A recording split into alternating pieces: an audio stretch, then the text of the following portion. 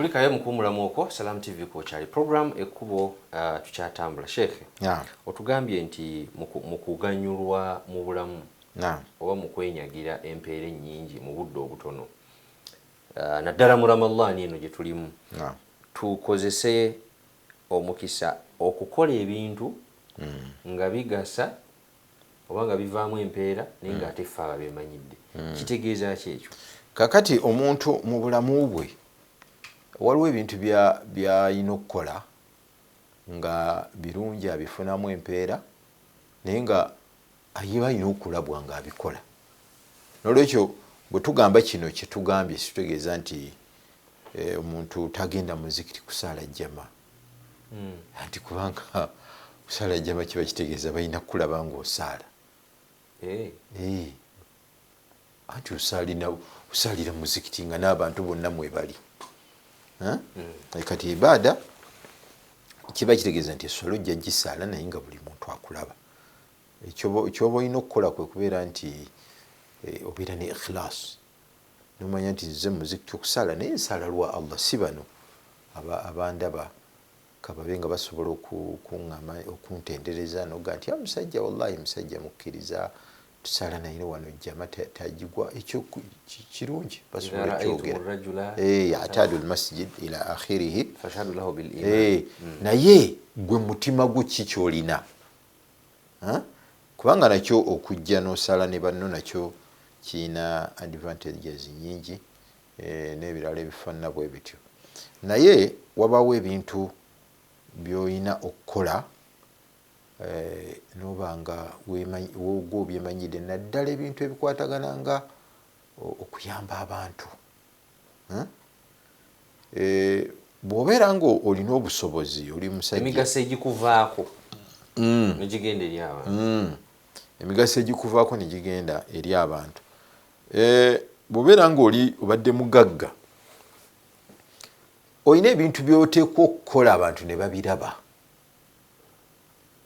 otherwise bajja kutwalira mu bakodo bakunyiigire bakulabe bubi paka musajja kati ekyo nakyo si kirungi. Olwekyo bw'oba oyina oteekwa okuba n'ebintu by'okola ki siriya anti enniya yo obikola ng'obikola lwa Allah subhanahu wa ta'ala. Ensi yonna ekimanyi oli mugagga kubanga ensi yonna ekimanyi nti olina ssente era Allah yazikuwa nezikuwambala n'ekifaananyi okiyina n'ennyumba tugiraba n'emmotoka tuziraba. Naam. Kaakati okubeera nga tebalina kintu kye basobola kwogerako abantu tebalina kye bamanyi si kiba kituufu oba tutambudde bulungi. Kibulaba n'okutuusa olwaleero tukyasoma ku basahaba abakola ebintu ebirungi. Waliwo olumu twayogerako ndowooza ne ku Sayyidina Uthman ibn Affan radiyallahu anhu enjala yagwa e Madiina nebeera nyingi nnyo kati yali alina ebyamaguzi bye yali atumizza okuva eshaami eyo nga byakulya naye nga bisitulirwa biri ku ngamiya 1,000 era abantu balowooza nti basahaba baali yegeyege ebimu baba tebabitunuulidde. Engamiya 1,000 nga zitisse ne bw'ozisimba obusimbi bw'oti emu emabega wagine waayo ziba nnyingi naye nga mali ya muntu ogwo. Engamiya 1,000 olwaleero si bwe busahara bupikapu busahara 1,000 era no ttani za byakulya biyitirivu. Kakati bwe bituuka ng'enjala egudde abasuubuzi ne bayiika gyali ne bajja basuubule nabo basobole okugobako.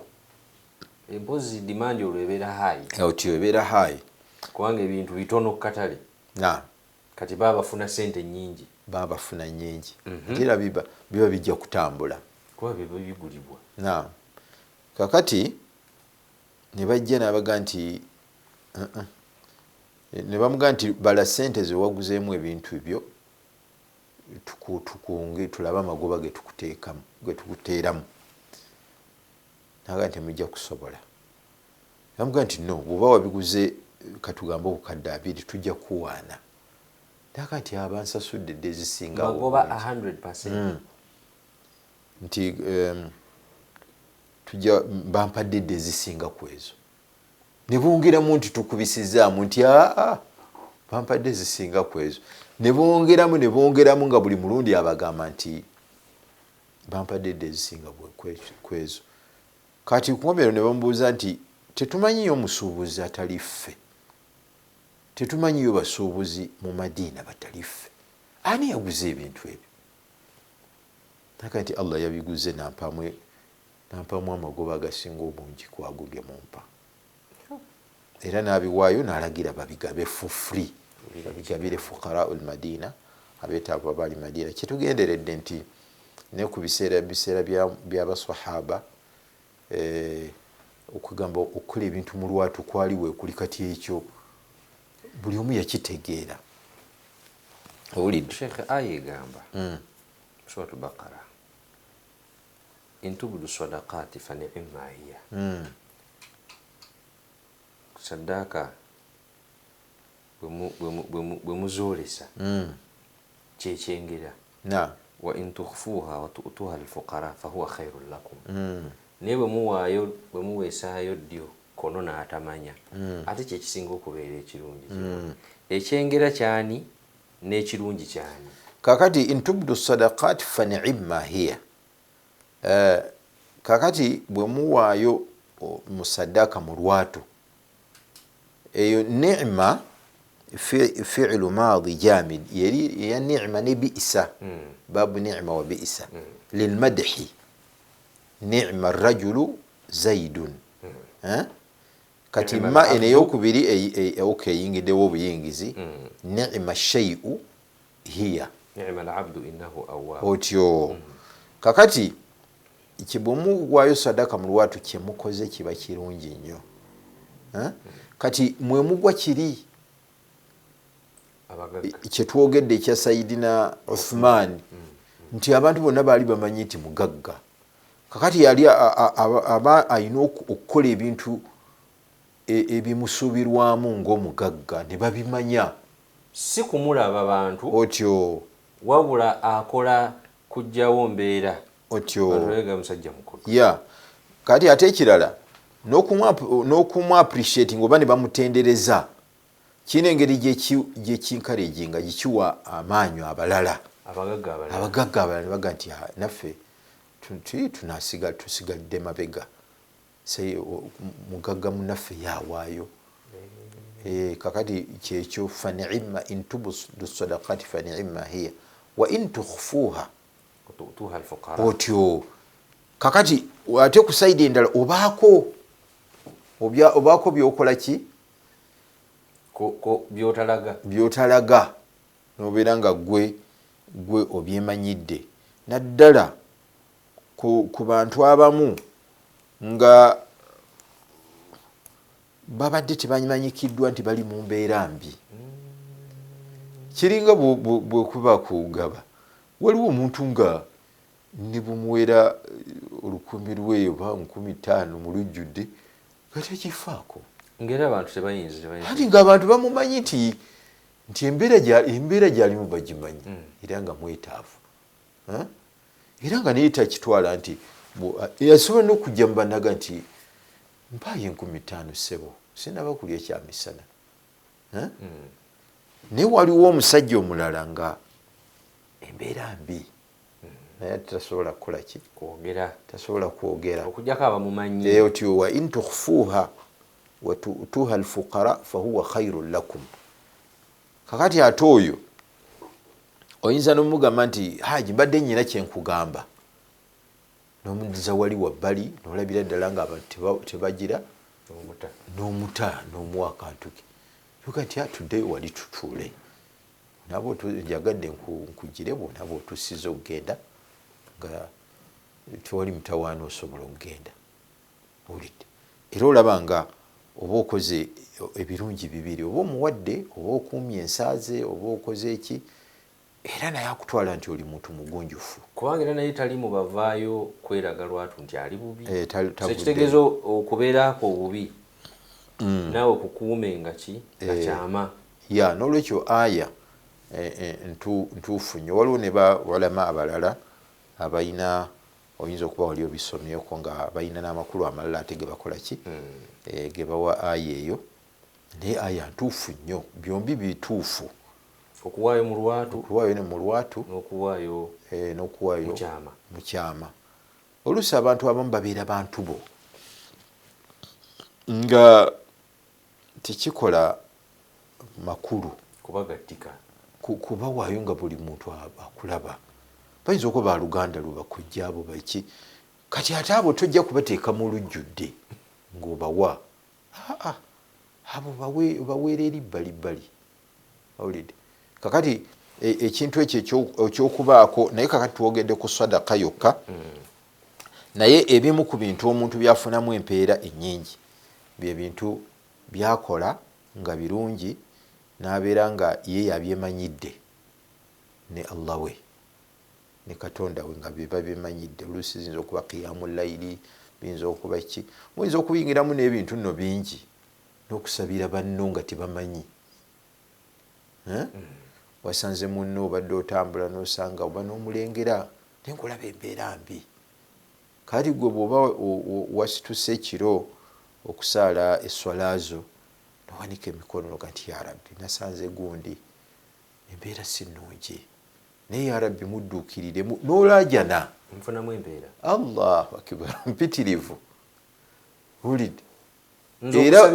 Era bw'olabanga nga wayise ekiseera n'omusanga nga embeera yakyuka, weebazanga Mungu. Oddayo era newekwekera weebazanga Mungu, kubanga oba oliawo nga okusaba kwe wakola oba oliawo Mungu kwe yayanukula.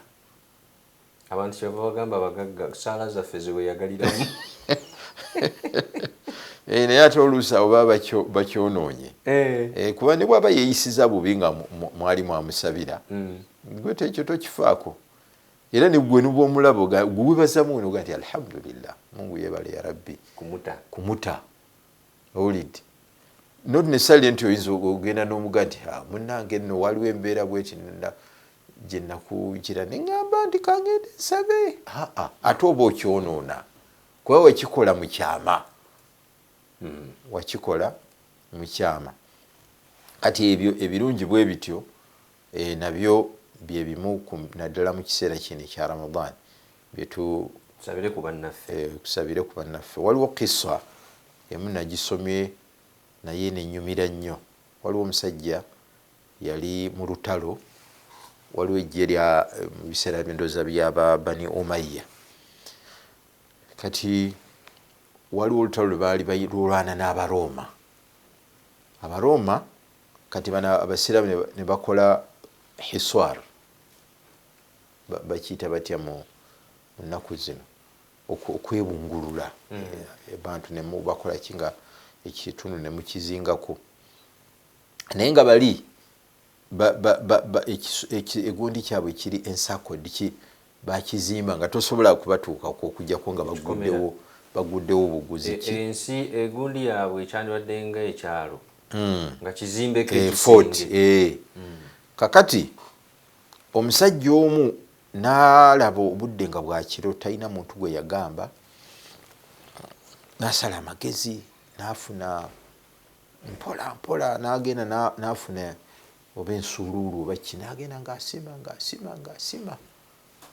mpaka ayinza okuba ekikolera ennaku naye nga talina gwagamba, mpaka olwo yateeka bwe yafuna ekituli waayitira n'ayingira n'arisikinga ali yekka, n'ayingira munda nga bali beebase, n'aggulawo oluggi. Kaali bw'aluggulawo abasiraamu bano abaali bamaze ebbanga nga bakola ki, beetoolodde olubi,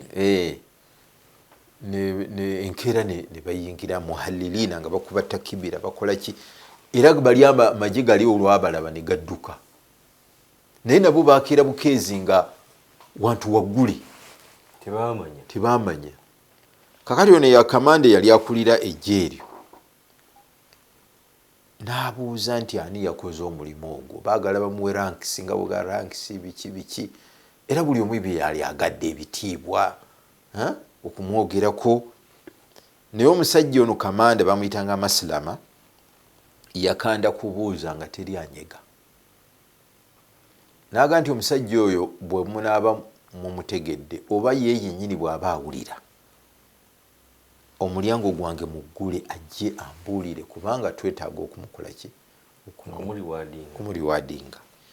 Omusajja n'alemerayo naye kati lumu najja n'agamba ono nga bw'ogamba nti ono receptionist oba kinaga nti njagala kulaba mukulu ku nsonga bweti njagala kumugamba nti omuntu oyo nze mumanyi era ono yamuleka bulesi n'ayingira n'amugamba nti omusajja omumanyi nti mumanyi n'amugamba nti omusajja oyo yenze naye nga tanaba kumubuulira yamugamba nti njagala onkakasa ebintu ebi bisatu nga sinaba kumukubuulira musajja oyo naga nti ebyo mbikuwadde namugambira nti ekisookera ddala saagala mubeeko wonna we mumpandiika oba okusindikira khalifa nti omusajja bwati ne bwati yeyakoze omulimu ogw'ettendo naga nti ekyo nkikkiriza naga nti temubaako kintu kyonna kyemugamba nti kyemugenda omusasula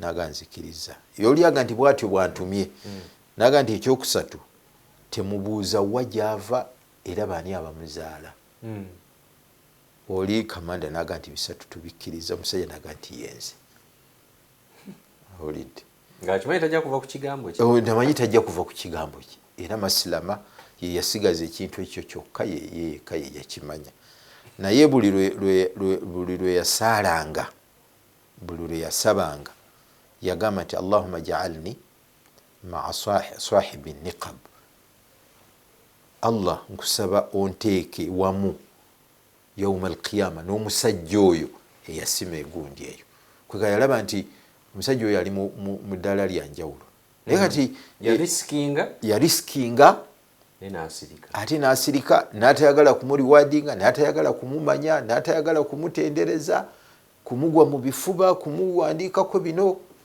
nakati olwaliro ebitabo bya tarehe tebimwogerako kubanga yakola endagaano n'oli kamanda we era kamanda yafanga yeka yakimanyi kati ye kamanda naye yasabanga busabi Mungu amuteeke ku ddaala ly'omusajja oyo babeere naye mu gundi ali wansi we ali wansi we. Allahu akbar. Kati kiso eyo eraga nti omusajja oyo yakiraba nti kyamakulu okubaako ekintu naye kyakola nekisigala nga kimanyikiddwa ye ne Allah subhanahu wa ta'ala. Kati kyetuleetedde ebintu ebyo nti nga tuli mwezi guno tutandika omwezi guno gwa Ramadan tuteekwa okufuba okulaba nti ekisaawe ekyo nakyo tubaako fayiro eyo tubaako oba akawunti eyo tubaako obuntu bwe tugikola ki bwe tuteekako kimanyi nga tunaatera okumaliriza programu yaffe nti abawalimu bangi babasomesezza oba bagenda kubasomesa ebintu bingi ebikwatagana ne Ramadan naye njagala ebintu ebyo bimuba muwulidde ebyenjawulo mugende nga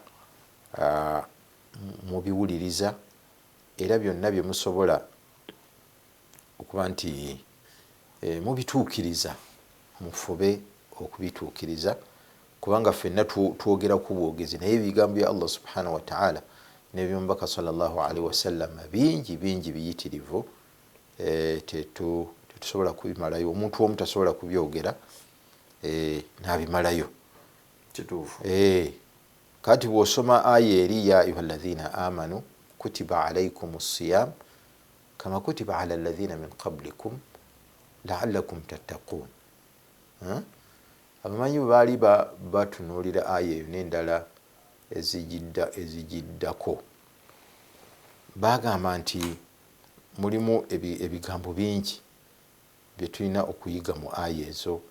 Mulimu okubeera nti sizoni eno tuteekwa okugivaamu nga tufunye taqwa la'allakum tattaqun.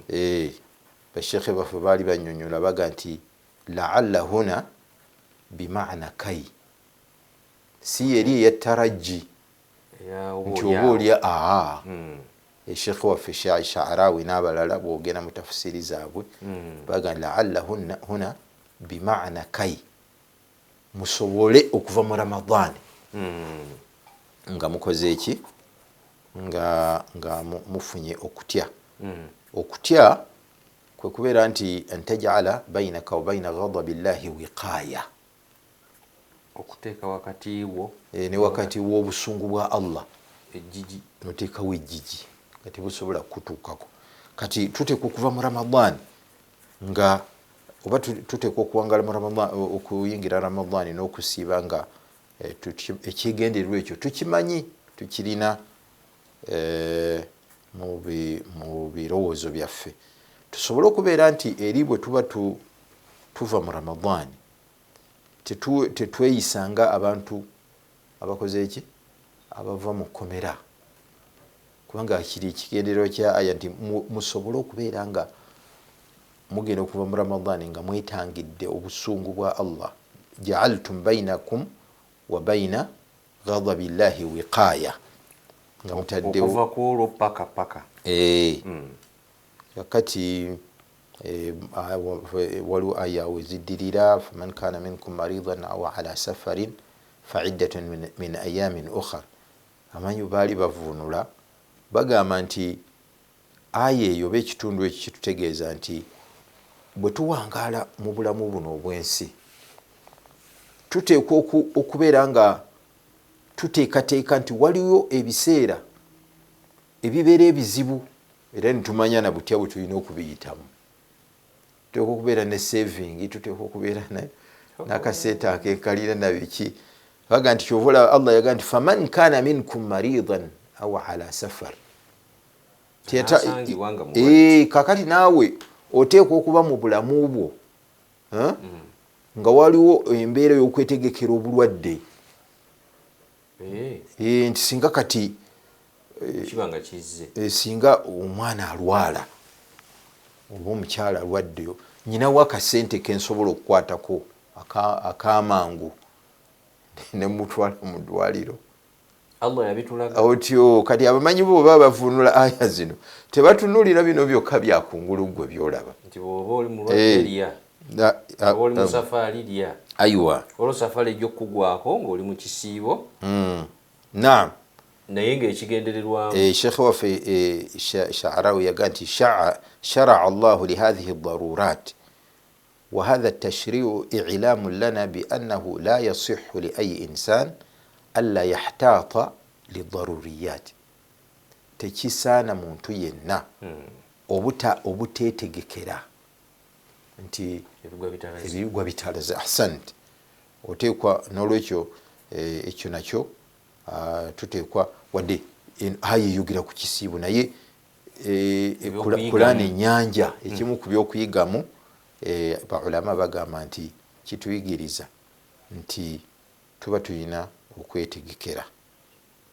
Faman kana minkum maridan aw ala safar, omuntu bw'abanga mulwadde oba ali ku lugendo akkirizibwa okusibuluka n'asiiba mu nnaku endala fa'iddatun min ayamin ukhra, oluvannyuma lwa Ramadan. Era abamanyi baali bavuunula baga nti ekigambo safar, kubanga ekigambo safar kitegeeza exposure, muntu kumanya kulaba bisukka kwa wangaali ya mwe muva ekigambo safar. wa subuhi idha asfara, ekiro we kibanga kitangadde. Kakati kiraga nti mu Busiraamu kyobola Obusiraamu butukubiriza nnyo okutambula, fasiru fil ardi ila akhira otyo. Kakati omuntu bw'atambula afuna exposure, amanya. Kati safar kati kitegeeza nti buli lwotambula oteekwa okuba afaayo oba okuvaayo ng'olina by'oyize, oteekwa okuba ng'olina ofunye exposure. Kigambo kimu bwe kiti naye nga amakulu nnyanja. Kyobola abaga nti okutambula kulaba, okudda kunyumya. Naye bakyusa mu nnaku ze baga nti okudda kukola. si kunyumya. Okunyumya obunyumya tekimala. Byoyize eri jango biteeke. Otyo byoyize yonna gy'otambudde biteeke mu nkola. Okutambula okwo kubaamu oluusi ebintu bingi. Kubaamu okufuna emikwano. Abantu bangi bafunira nnyo emikwano mu ki? Mu ngendo. Abalala n'osanga nga oli ayogera ennimi 5 n'obuga nti waziyigirawa. Kutambula. Ate naawe oli omu ku bantu bemu. Kutambula duniya eno. Ne beemanyi abamanyi ennyo okuyiga ennimi amangu. Naye nga biva mu kutambula era. Mu kutambula. Kyobulaba n'Oluganda luno olwogera oluusi abantu. N'embeera biza nti ndi mu kiga. Olwidde osobola n'okutuuka n'okuyimirira mu kibiina n'olusomesa bano abayizi abasoma Oluganda. Nakale nno nti nga tuyingira ekisibo kino ekya Ramadan, ebyo byebimu ku bye tusobodde okuyiga. Naye tujja kwongerako inshallah mpaka Ramadan bw'aliggwako. Kakati waliwo rukhso eyo gye twogeddeko ey'okusiibulukuka. Era abamanyi bagamba nti naddala mu kiseera kino kye tubaddemu ekya corona nti ekiseera ekyo kyayongera okulaga bano abatera okukaayana. Aga nti olugendo manye engendo kati embeera yayanguwa biki ennyonyi bi olidde. Naye no babamanyi beddiiri baga nti embeera ne bwebeera nga nyangu rukhsa ye Mungu yalukola ki? Yalutuwa. Era tomanya ddi ebiseera lwe bisobola kutabuka. Wano wetubeeredde mu kazigizigi kano wala ka corona, abantu batambula ne batambula mayiro 8 ne batambula mayiro 10. Batambuza bigere n'ebirala ebifaanana bwe bityo. Tusaba Allah subhanahu wa ta'ala embeera eyo ereme kudda biidhnihi ta'ala. Allahumma amina. Sheikh barakallahu fiik. Fiikum baraka. Toyanziza. Nkakasa bulungi nti ali eyo atambudde naffe okuviira ddala mu programu yayita tutegedde butya bwe tuyinza okukozesa akadde akatono Allah katuwadde mu bulamu bw'ensi eno. Twalaba nti tuwangala kitono naye obudde bwe tuwangadde tusobole okubukoleramu ebirungi. Points enkulu. Ekirala si buli kiseera nti ogenda kubeera ku ibaada zino ze tumanyi nti swala kusiiba, wabula naawe olina okwetaayamu. Mpozi n'ekirala funayo omulimu gw'okola nga gwagwemanyidde. Era Sheikh atuwadde ebyokulabirako bingi. Lowooza ne ku birala kyemanyi abatambula naffe olina kyebakonakonoga nosono nekino nandibadde nkikola naye nga tetusobola bimalayo olwakadde naye nga ebyo tusobodde okunokolayo. Tujja kusaba Allah subhanahu wa ta'ala atusobozese bye tuwulidde tusobole kubiteeka mu nkola. Ate bye tuwulidde bw'oba osobola nga waliwo munna atabiwulidde pass it on. Beerako naawe omulala gw'osomesa oba oli awo gwe oyinza obutakola naye ate oli n'akola n'ofuna ddabo. So tosirikira irimu bw'oba ng'ogitegedde bulungi. Tujja kubasiibulira wano. Mwebale nnyo mwenna ababaddeeyo abateekamu amaanyi okulaba nti ensonga zino oba ebigambo bino bituuka ku bantu. Mwebale nnyo, mwebalire ddala. Assalamu alaikum wa rahmatullahi wa barakatuh.